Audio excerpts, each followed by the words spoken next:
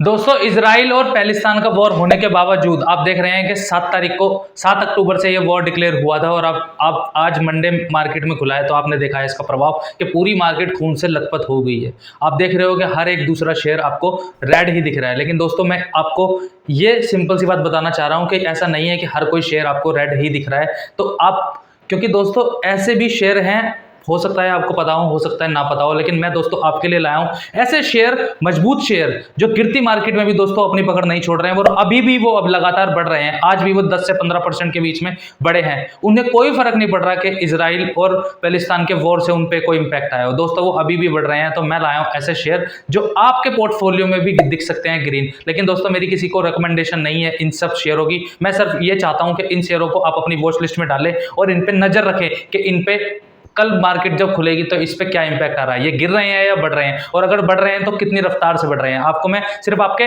निगाहों में नोटिस कराना चाहता हूं कि गिरती मार्केट में भी ऐसे शेयर होते हैं जो बढ़ते हैं। तो अगर आपको नहीं पता है तो मैं आपको बताने आया हूं। तो चलिए दोस्तों चलते हैं स्क्रीन की तरफ। तो चलिए दोस्तों हम आ गए हैं स्क्रीन की तरफ। आप स्क्रीन को आप देख ही पा रहे हैं। तो हम सर्च करते हैं अब शेयर का नाम ITI सर्च करते हैं। इसका पहला शेयर रहेगा दोस्तों ITI। आज दोस्तों इसने परफॉर्मेंस इतनी बेहतरीन दिखाई है मार्केट में, सब जगह लाल। आपने अपने देखा भी होगा कि हर जगह लाल शेयर ही दिख रहे हैं।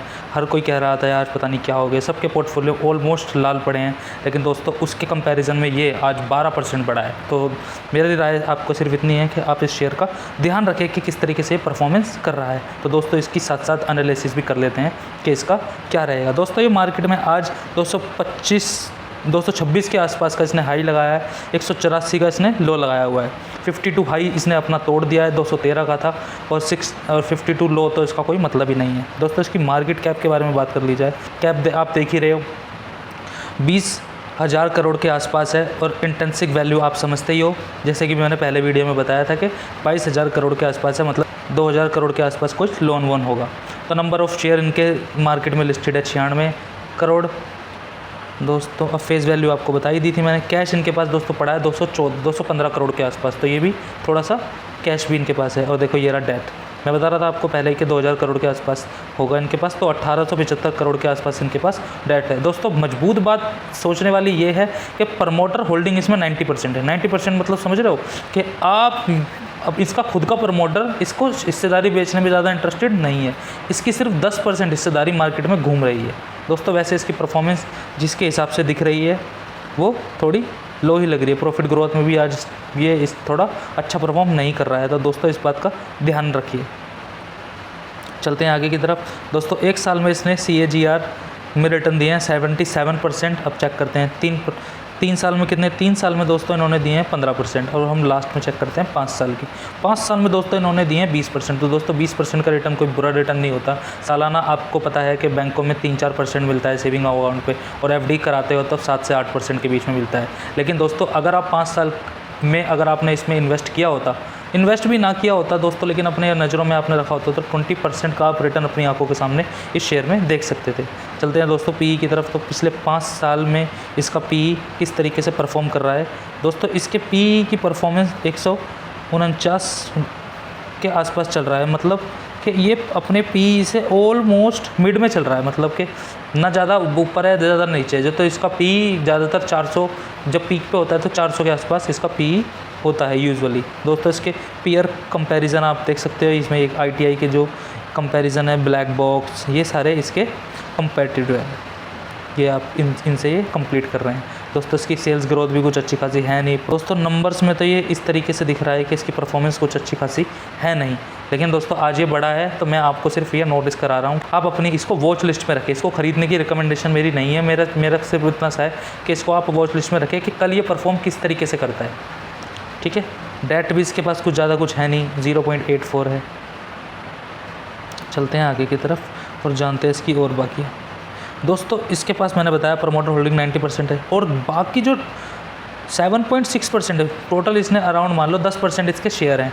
लेकिन उसमें से मान लो कि 7.5% DII मतलब डोमेस्टिक इंस्टीट्यूट इन्वेस्टर के पास है, और फॉरेन इंस्टीट्यूट इन्वेस्टर के पास 0.0 9% है और पब्लिक के पास सिर्फ 2% है। दोस्तों ज़्यादातर क्या होता है कि जो चीज़ अच्छी होती है ना, वो DII और FII अपने पास ही रखते हैं ज़्यादा पोर्शन, पब्लिक को सिर्फ नन्ना मुन्ना सा देते हैं, छोटा सा पोर्शन देते हैं। आप इसमें देख पा रहे होगे 2% सिर्फ पब्लिक को दिया हुआ है।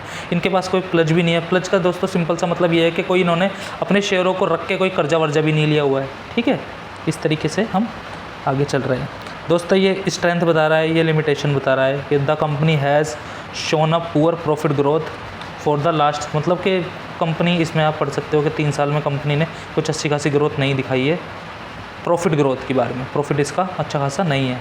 इसमें दोस्तों जो इसकी the company has a high promoter holding, ये इसका प्लस पॉइंट है, इसमें ये बता रहा है। नंबर्स को दोस्तों मैं ज़्यादा ध्यान नहीं देता नंबर्स, क्योंकि बाद में इम्पैक्ट डालते हैं, क्योंकि ज़्यादातर ये इम्पैक्ट चार्ट की वजह से होता है। तो दोस्तों अगर आपको पसंद आए तो आप इसके नंबर्स भी देख सकते हैं, और अगर नहीं समझ आएगा तो मैं इसके बारे में भी वीडियो फंडामेंटल की बता दूंगा अगर आप बोलोगे तो। चलिए दोस्तों चलते हैं आगे। मेरे जानने में जो इंटरेस्ट है ना, वो ये है कि इसमें जो होल्डिंग्स है वो किसके पास है। दोस्तों देखो, प्रेसिडेंट ऑफ इंडिया दोस्तों, एक जैसे द्रौपदी मुर्मू है, उनके बिहाफ पे कोई ना कोई ट्रेडिंग करता होगा, तो 90% से ज़्यादा होल्डिंग इनके पास है। मतलब इनका कितना पैसा लगाया हुआ है इसमें, 18,000 करोड़ के आसपास इनकी इन्वेस्टमेंट है। किसकी? प्रेसिडेंट ऑफ इंडिया की। अब मैं जानना चाह रहा हूँ कि DIS में कौन कौन है इन्वेस्टर। इसमें 7% है दोस्तों। स्पेशल नेशनल इन्वेस्टर फंड, इसने दोस्तों 7 के 7% खरीद रखा है। और गवर्नमेंट होल्डिंग फंड्स जो हैं, पैन नंबर अपडेट, उनके पास जो कुछ पोर्शन था वो सब इनके पास पहुंच गया है। तो दोस्तों इसमें आप ध्यान रख सकते हैं। अगर आपको कुछ प्रेजेंटेशन या फिर कोई इनकी पहले की जो रिपोर्ट हैं, आप उससे आइडिया लगा सकते हैं कि ये किस तरीके से परफॉर्म कर रही है।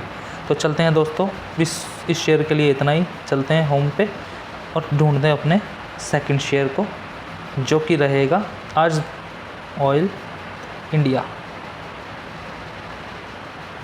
चलो दोस्तों, ऑयल इंडिया वैसे तो दोस्तों आज, क्योंकि इजराइल और फ़लस्तीन का वॉर चल रहा है, तो दोस्तों इम्पैक्ट तो आएगा, क्योंकि तेल के भाव बढ़ेंगे, जो कि आप देख ही सकते हो कि बहुत सारे इंडिको और बहुत सारे जो कंपनियां हैं उन्होंने अपने टिकट के प्राइस बढ़ा दिए हैं, तो इससे तेल के भाव बढ़े हैं। लेकिन उसके बावजूद ये ऑयल एक्सप्लोरेशन में है ये शेयर, ऑयल इंडिया लिमिटेड।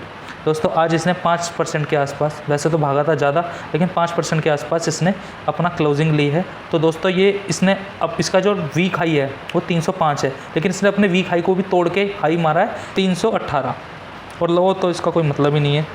लेकिन इसकी मार्केट कैप की तरफ चलते हैं दोस्तों, इसकी मार्केट कैप की तरफ चलते हैं। 33,000 करोड़ के आसपास इसकी मार्केट कैप है। और इंटेंसिव वैल्यू में आपने समझ ही लिया है कि दोस्तों इनके पास 10,000 करोड़ के आसपास का कर्जा होगा। 108 करोड़ इनके शेयर मार्केट में घूम रहे हैं। फेस वैल्यू इसकी 10 है। और दोस्तों ये अच्छा खासा डिविडेंड भी देती है। डिविडेंड का अगर आप बोलोगे तो मैं इसकी वीडियो बना दूंगा। डिविडेंड दोस्तों बेसिकली ये होता है कि जो कंपनी प्रॉफिट कर रही है उसमें से आपको शेयर भी बढ़ रहा है, और उसके बाद उनके पास कुछ पैसे रह गए हैं, उसके बाद वो आपको 6 से 7%, दोस्तों समझ रहे हो, अराउंड 7% का तो ये डिविडेंड दे रही है। और अभी आगे मैं बताऊंगा वीडियो में कि डिविडेंड के रूप में कितने पैसे आपके अकाउंट में आते हैं हर साल, अगर आप इसके शेयर के साथ जुड़े रहेंगे।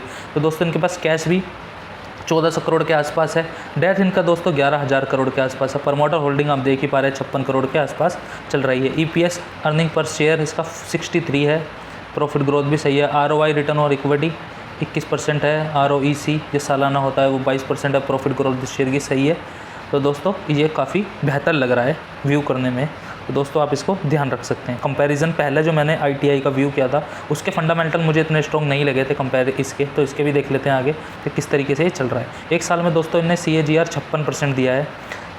3 साल में देखते हैं इन्हें 49% दिया है। और चलते हैं 5 साल में दोस्तों इन्हें 8.5% के आसपास दिया है। तो इस बात को भी आप ध्यान रखना कि इसके चार्ट काफ़ी सही लग रहे हैं। चलते हैं दोस्तों PE की तरफ। तो ये 5 साल के PE के अकॉर्डिंग कितने पे चल रहा है। तो दोस्तों ये 5 साल के PE के तो बहुत लो पे चल रहा है, लेकिन इसका प्राइस तो ये बोल रहा है कि अपने वीक हाई पे है। तो दोस्तों इस बात का भी ध्यान रखना है। मैं किसी चीज़ को ख़रीदने के लिए नहीं बोल रहा हूँ, तो रिकमेंडेशन ना माने किसी चीज़ को, बस इसको वॉच लिस्ट में अपने रखें। तो दोस्तों ये इसकी पीयर कंपनियाँ हैं जो इनसे कंप्लीट करता है। सेल्स ग्रोथ दोस्तों आप देख ही पा रहे हैं 47, 20, 15 इस तरीके से प्रॉफिट ग्रोथ भी धीरे धीरे मतलब ये अपने आप को इंक्रीज़ कर रहा है परफॉर्मेंस के बेसिस पे भी। डेट इक्विटी 0.32 है। तो इनके 0.32 जो भी कर्जा है वो इतना इनके पास जाता है। आगे चलते हैं। और जानते हैं। और दोस्तों प्रमोटर होल्डिंग मैंने आपको पहले बता दी थी। अच्छा एक बात और है, मैंने आपको पहले भी बताया कि जो शेयर अच्छा होता है उसमें पब्लिक के पास बहुत कम पोर्शन होता है, जैसे आप इस वीडियो में देख सकते हैं। प्रमोटर होल्डिंग कितनी है? 57% के आसपास मान लो। DII मतलब डोमेस्टिक इंस्टीट्यूट कितने हैं, कितना पोर्शन उनके पास? 26%। और FII के पास 11। और पब्लिक के पास क्यों? आप क्वेश्चन दिमाग में ला रहे हो कि पब्लिक के पास क्यों है? अगर ये अच्छा है तो पब्लिक को भी तो पता होना चाहिए ना, लेकिन पब्लिक इस पर ध्यान ही नहीं देती। पब्लिक मतलब हम रिटेल इन्वेस्टर, इनके पास ना तो कोई कर्जा है, लेकिन इनके पास देख रहे हो कितनी कितनी होल्डिंग्स है। 26% है, किसी पे 11%, और पूरी पब्लिक पे सिर्फ 6% है। तो समझ रहे हो, इनके पास दुगने से तिगुना चौगुना इन्होंने अपनी होल्डिंग्स बनाई हुई है। और अभी नीचे दिखाऊंगा मैं आपको कि किस किस शेयर में किस किस ने लगाया हुआ है। और दोस्तों इसकी एक अच्छी बात मुझे जो दिख रही है कि इसमें नेगेटिव कोई भी इन्फॉर्मेशन नहीं है। देख रहे हो आप, इसकी परफॉर्मेंस इस काफ़ी बेहतर लग रही है चार्ट्स के अकॉर्डिंग। चलते हैं, बैलेंस शीट को बाद में देखेंगे कभी। कैश फ्लो भी आप इसके देख सकते हैं कि कितना नेट कैश फ्लो ये जनरेट कर रहा है, कैसे क्या हो रहा है। अच्छा दोस्तों आ गए हैं हम डिविडेंड पे। दोस्तों डिविडेंड के नाम पे इन्होंने 2023 में, एक तो इन्होंने फरवरी में दिए थे 10 रुपये, ठीक है, आपके एक शेयर पे 10 रुपये मिल रहे हैं। और दूसरा दिया था अगस्त में, अभी दिया है अगस्त में, तो 5 रुपये और दे दे, तो मतलब 15 साढ़े 15 रुपये तो इन्होंने क्या दे दिया? डिविडेंड। और दोस्तों हो सकता है सितंबर में भी आपको डिविडेंड के रूप में कुछ मिल जाए और नवंबर में भी कुछ मिल जाए। तो इस बात का भी आप ध्यान रखना कि ये अभी तक तो ये 15 रुपये दे चुका है, ठीक है। अब इसमें देखो प्रेसिडेंट ऑफ इंडिया, इसमें दोबारा आ गए 1900 करोड़ इन्होंने फिर दोबारा लगाए हुए हैं और सेम अपनी हिस्सेदारी बरकरार रखी हुई है। चलो दोस्तों अब चलते हैं इन्वेस्टर की तरफ कि ये इसमें कौन कौन है। दोस्तों आप समझ पा रहे हो कौन कौन इन्वॉल्व है इसमें? Bharat petroleum corporation limited BPCL। इस BPCL का हिस्सेदारी कितनी है इसमें? Around 2.5%। CPSE exchange trader scheme, इसके पास कितना है? 2.5%। देखो HPCL, इसके पास कितनी है? 2.5%। ICICI प्रू मल्टीपल एसिड, इनके पास कितना है? 1.5%। IOC कितना है? 5% के आसपास। LIC कितने परसेंट है? 11 साढ़े 10% के आसपास। देख रहे हो कितने बड़े बड़े हैं। तो इनका पैसा डूबने के लिए थोड़ी ना है, आप समझ रहे हो कितना सारा पोर्शन इन्होंने अपने पास इकट्ठा कर रखा है। यही दोस्तों, अगर आपको यही जानकारियाँ अगर वक्त से पहले मिल जाए ना, तो आप समझ रहे हो कितना पैसा कमा सकते हो। इनकी कंपनी प्रेजेंटेशन में देख सकते हैं दोस्तों, कंपनी किस तरीके से परफॉर्म करती है, कौन कौन इसमें क्या है, ये काफ़ी अच्छी प्रेजेंटेशन होती है। तो अगर आप देखना चाहो तो आप इसको देख सकते हैं। चलते हैं दोस्तों नेक्स्ट शेयर की तरफ। मैं क्लिक करता हूँ होम पे और चलते हैं नेक्स्ट दोस्तों रहेगा एंजल वन। दोस्तों एक पहले इसको दोस्तों समझ लेते हैं कि एंजल वन एक ब्रोकरेज हाउस है। स्टॉक मार्केट में एक ब्रोकर है, ये आप देख पा रहे हो, स्टॉक ब्रोकर, ठीक है दोस्तों। लेकिन आज इसने क्या किया है?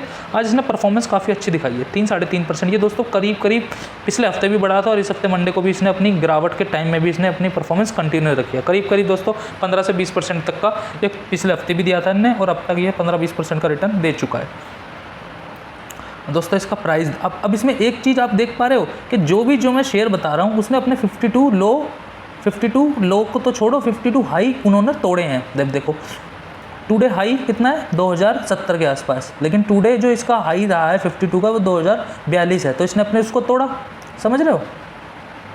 और इसने लो मारा 1934। और मार्केट आप देख रहे हो 17,000 करोड़ के आसपास है। शेयर इसके 8 करोड़ के आसपास ट्रेड हो रहे हैं। डिविडेंड ये भी देता है 2%, ठीक है। ऑपरेटिंग रेवेन्यू इसके पास 30,000 करोड़ का है। नेट प्रॉफिट मतलब कि जो भी ये कर्जा देता है, जो भी जिस तरीके से भी पैसे कमा रहा है, उसमें 880 करोड़ के आसपास इनका नेट प्रॉफिट है।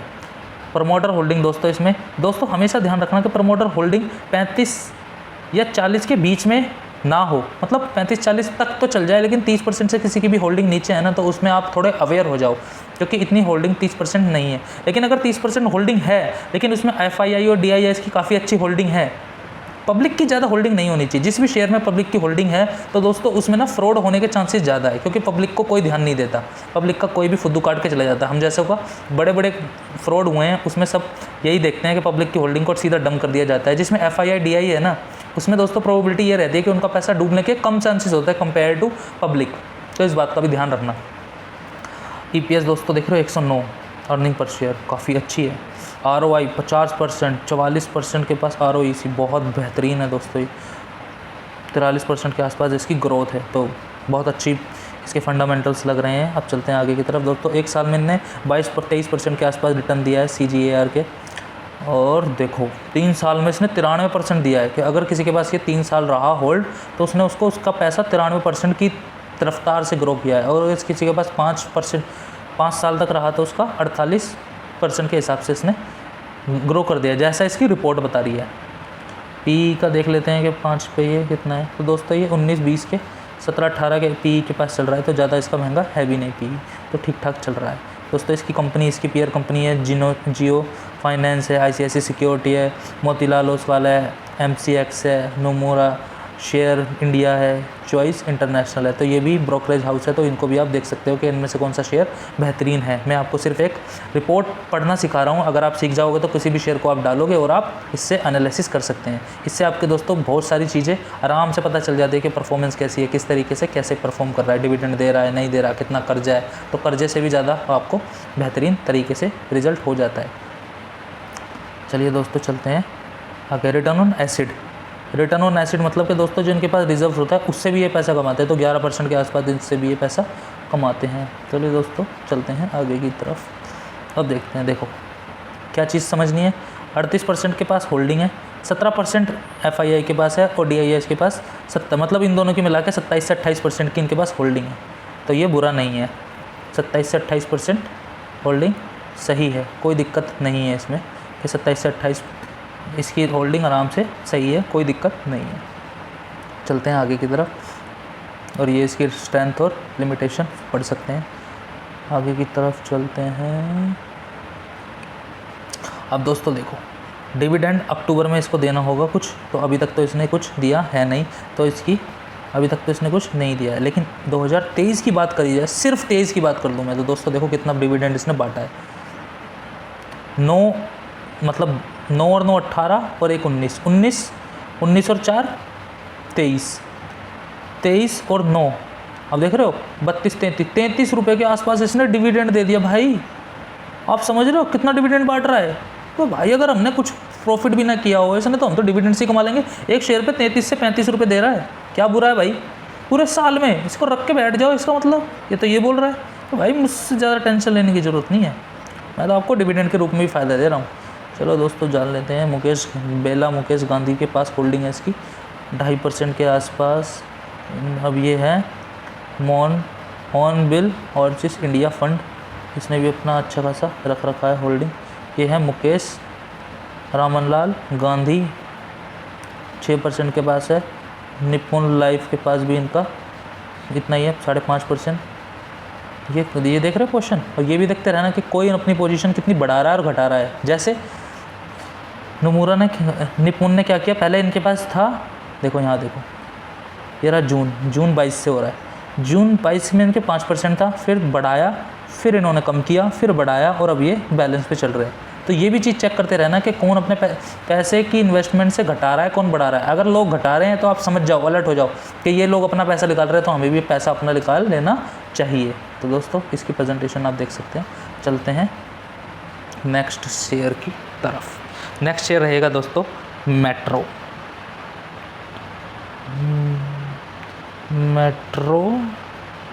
ब्रांड। ये रहा मेट्रो ब्रांड दोस्तों, एक रिटेलिंग ब्रांड है, आपको इसमें दिख भी रहा होगा। इसमें ये भी बहुत सेक्टर रिटेलिंग। ये रहा। अब दोस्तों इसमें देखो, वीक हाई इसका रहा है 1240, आज इसने मारा है 1200 के आसपास। तो दोस्तों ये अपना हाई तोड़ने के बहुत करीब पहुंच चुका है। 3100-3200 करोड़ की इसके पास मार्केट कैप है। और दोस्तों इसके पास मुझे लग रहा है कि कर्जा भी है भी नहीं, थोड़ा कर्जा भी नहीं है इसके पास। 2700 करोड़ के आसपास इसके शेयर हैं, आप ये देख ही सकते हो। थोड़ा बहुत डिविडेंड भी दे रहा है। 183 करोड़ का इसके पास कैश है। देखो कर्जा मैंने दिखाया ना, ऊपर से ही पता चल जाता है कि इसके पास कर्जा मतलब दोस्तों कर्जा किसी के पास बिल्कुल भी नहीं है। तो आप समझ लो वो किस तरह की कंपनी है, मतलब कि उसने इतनी 3200 करोड़ के आसपास उसने जोड़ लिया और उसके पास 1 रुपया भी कर्जा नहीं है। तो आप समझ सकते हो कितनी बेहतरीन तरीके से ये परफॉर्म कर रही है। 75% के आसपास इसकी होल्डिंग है। ROEC वो ये अच्छा खासा चल रहा है। बाकी अच्छी परफॉर्मेंस अब दोस्तों इसकी मेट्रो, मोची, ये सारी इसमें ब्रांड है, ब्रांड्स ये जो होल्ड करता है, क्रॉस, फ्लिप फ्लॉप्स आप देख सकते हो, क्लार्क हैं, ये आपको मॉल्स में या फिर मार्केट में आपको दिख जाएंगे इसके। अब मेरा जानने में ये है कि भाई 5 साल में क्या परफॉर्म कर रहा है। 18% दिया है और 3 साल में दिया है 32%, तो काफ़ी अच्छा ही परफॉर्मेंस है, कुछ अच्छी खासी। 15 से 20% तो दोस्तों होनी ही चाहिए, इससे कम में तो बात बननी नहीं है। सेल्स ग्रोथ भी दोस्तों आप देख सकते हो अच्छी खासी बढ़ रही है और धीरे धीरे आगे जा रहे हैं। थोड़ी सी रफ्तार बढ़ाते हैं और इसको जानते हैं आगे। प्रमोटर होल्डिंग है, पब्लिक के पास दोस्तों इसका पोर्शन ज़्यादा है, समझ रहे हो। और पब्लिक ने मतलब इसमें पहले से ज़्यादा होल्डिंग बनाई हुई है। और DII के पास 6% है और FII के पास 2.5-3% के आसपास है। तो इसमें कोई बुरी बात नहीं है, क्योंकि पब्लिक के पास 50% तो नहीं है ना।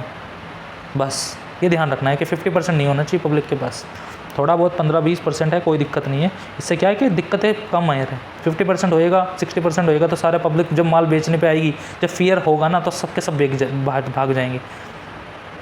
अब देखो इसमें देखते हैं, 2.5 रुपये इसने पहले दिया, 2.5 पहले दिया इसने जनवरी में, अब ये सितंबर में दिया ने 1.5, तो अगर 2 और 1 3 और 4 रुपये तो ये दे चुका है, तो 4 रुपये फ्री बात के पड़े हुए हैं। और देखो राकेश झुनझुनवाला ने अपनी होल्डिंग इसमें क्या कर ली, 0 कर ली। अब ये बात समझने की कि भाई 0 कैसे कर ली इसने अपनी होल्डिंग्स, ये बात धीरे धीरे आप जान लोगे। पहले 14% थी, 14, अब इन्होंने क्या करी, अपनी 0 कर ली। तो राकेश झुनझुनवाला जिसकी होल्डिंग इसमें थी, अब इन्होंने 0 कर ली है। तो हो सकता है ये सारी होल्डिंग्स पब्लिक को बेच दी हो, उसकी वजह से हमारे पास ये पब्लिक की होल्डिंग ज़्यादा आ रही हैं। देखो अभी भी रेखा झुनझुनवाला के शेयर इनके पास पड़े हैं कितना, 14%, समझ रहे हो, 14% इनके पास है कह रहे, तो इनके पास अच्छी खासी होल्डिंग्स पड़ी हुई है 12-14% के आसपास। इस तरीके से आप देख सकते हो, क्योंकि कंपनी ने सारा पोर्शन तो अपने पास ही रखा हुआ है, तो ज़्यादा होल्डिंग है नहीं। अब लास्ट शेयर की तरफ चलते हैं दोस्तों, ये है सुप्रीम इंडस्ट्री। ये काफ़ी मुझे पसंद है ये कंपनी में से, इसके फाइनेंसेस बहुत अच्छे होते हैं ज़्यादातर। दोस्तों सुप्रीम ये प्लास्टिक प्रोडक्ट बनाती है, आप देख ही पा रहे हैं। ये अपने हाई के आसपास पहुंचने की तैयारी तो नहीं, लेकिन हाँ उसकी तरफ ही बढ़ रहा है। 4700 के आसपास इसका हाई है, 4000 के आसपास ये पहुंच चुका है। 51,000 करोड़ के आसपास इसके पास मार्केट कैप है। और इनके पास मुझे लग रहा है कर्जा भी बिल्कुल ना के बराबर है, 1200 करोड़ इनके पास वो है। फेस वैल्यू 2 है। डिविडेंड के रूप में दोस्तों ये 0.5% के आसपास, 0.5% के आसपास डिविडेंड के रूप में दोस्तों 0.5% के आसपास दे रहे हैं। कैश देखो यार 745 करोड़ पड़ा है और कर्जा भी नहीं है, कर्जा मतलब डेट नहीं है। प्रमोटर होल्डिंग दोस्तों देख रहे हो आप 50% के आसपास आप मान सकते हो। EPS 63 है। ROI ROEC अच्छी चल रही है 21 से 28%। तो मैंने बताया आपको ये अच्छी ब्रांड है, अच्छा काम करती है। दोस्तों देखो 1 साल में इन्होंने दिया 95% और 3 साल में दिया 42%, बहुत बेहतरीन, और 31% 5 साल में। तो दोस्तों ये बहुत अच्छी कंपनियों में से एक अच्छी कंपनी है। इसका PE 60 के आसपास चल रहा है। इसकी कंपैरिजन जो पीयर कंपनी है वो एस्ट्रल है, फिनोलॉजी है, ये आप देख सकते हो, प्रिंस पाइप है, EPL है, इनको भी आप कंपैरिजन कर सकते हो। और दोस्तों टपारिया ग्रुप की ये कंपनियां हैं, ये सुप्रीम इंडस्ट्रीज, आप चेक कर सकते हो कि ये कौन कौन इसमें लिस्टेड हैं, कौन कौन इनकी कंपनियां हैं। अब चेक कर लेते हैं दोस्तों इसकी सेल्स ग्रोथ, प्रॉफिट ग्रोथ आप चेक कर सकते हो। ये काफ़ी अच्छी बेहतरीन परफॉर्मेंस की तरफ चल रहा है, डेट कुछ है नहीं, और ये इंटरेस्ट कवर भी काफ़ी बेहतरीन है। आपको अगर किसी चीज़ में कोई डाउट है तो आप इस पर यहाँ पे जैसे क्लिक करके आप चेक कर सकते हैं, ये आपको ईजिली वे में बता देगा। It's determine how easily a company can pay interest on the outstanding date, मतलब कि जो कंपनी के ऊपर कर्जा होता है उससे ये कितना कर्जा ईजिली देते हैं। Generally is higher the ratio is better, मतलब जितना ही ज़्यादा रेशो होता है उतना ही ज़्यादा बेहतर होता है, इसलिए मैंने बोला 127 है तो ये बहुत अच्छा है। चलते हैं आगे की तरफ और जानते हैं कि कौन कौन इसमें इंक्लूड है। देखो FII के पास है 19%, पब्लिक के पास है 15% और DIS के पास है 17%। तो दोस्तों देख रहे हो पब्लिक ने भी अच्छी खासी होल्डिंग इसमें बनाई हुई है, तो ये काफ़ी बेहतरीन शेयर है। स्ट्रेंथ वीकनेस आप चेक कर सकते हैं। आगे चलते हैं, इसके बैलेंस शीट भी काफ़ी अच्छी लग रही है।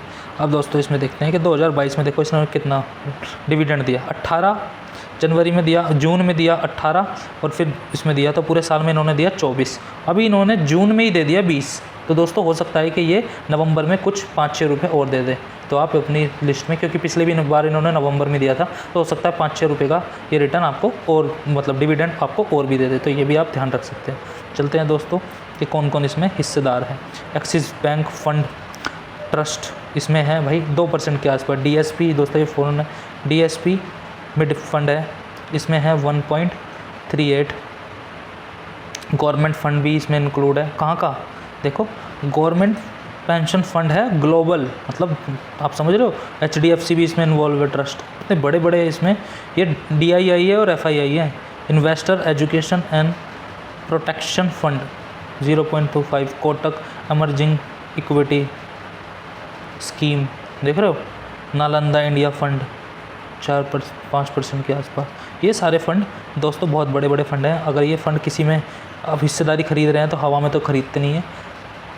तो दोस्तों मैं लाया हूँ सिर्फ इतने ही शेयर, और बाकी मैं शेयर और भी बता सकता हूँ, लेकिन दोस्तों फ़िलहाल इनकी परफॉर्मेंस आपको जाननी ज़रूरी है। अगर आप इनको अपनी वॉच लिस्ट में रखेंगे तो दोस्तों हो सकता है आज ना तो कल आपको इनको खरीदने की परफॉर्मेंस बढ़ जाए। जैसे ही आपको ये दिखता है गिर रहा है या बढ़ रहा है, तो आप 1-1, 2-2 क्वांटिटी बढ़ा के इनको चेक कर सकते हैं। अपनी प्लेलिस्ट में रखें, playlist in the sense watch list में रखें, और आपको इनको कंटिन्यूसली देखते रहें कि कौन कितना परफॉर्म कर रहा है, किस हिसाब से परफॉर्मेंस चल रही है। और अगर आप इन पे नज़र रखोगे, ऐसे ही मैं काफ़ी शेयर और बताता रहूँगा।